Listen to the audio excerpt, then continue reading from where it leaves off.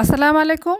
আজকে আমি ছাদ থেকে কিছু অ্যালোভেরা সংরক্ষণ করলাম আর এই অ্যালোভেরাগুলোকে ভালো করে ধুয়ে কেটে এর ভিতর থেকে জেলটাকে বের করে নিলাম।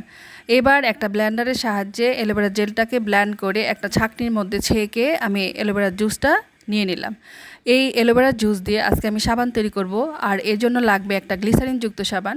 কোস্কো সাবানটা হচ্ছে গ্লিসারিনযুক্ত সাবান, তাই আমি একটা কোস্কো সাবান নিলাম আর এই কোস্কো সাবানটাকে একটা গ্রেটারের সাহায্যে গ্রেট করে বড় একটা কড়াইয়ের মধ্যে পানি দিয়ে আমি এর মধ্যে ছোট্ট একটা কড়াই দিয়ে এই কড়াইয়ের মধ্যে গ্রেট করে রাখা সাবানটাকে দিয়ে দিলাম। এই সাবানটা যখন গলে আসলো তখন আমি এর মধ্যে ইকেপ দিয়ে দিলাম। এবার আমি একটা সাবানের মল্ডের মধ্যে অ্যালোভেরা আর ইকেপের মিশ্রণযুক্ত সাবানটাকে ঢেলে দিলাম। এই মলটাকে সারা রাত রেখে দিয়েছিলাম, আমার সাবানটা শক্ত হয়ে গেল। এবার আমি এই মল থেকে সাবানগুলো বের করে নিলাম। দেখুন কত সহজেই একটা ভালো উপাদান অ্যালোভেরা, এটা দিয়ে আমি সাবান তৈরি করে ফেললাম। আল্লাহ আমাদের সবাইকে ভালো রাখুক সেই শুভকামনায়। আল্লাহ হাফেজ।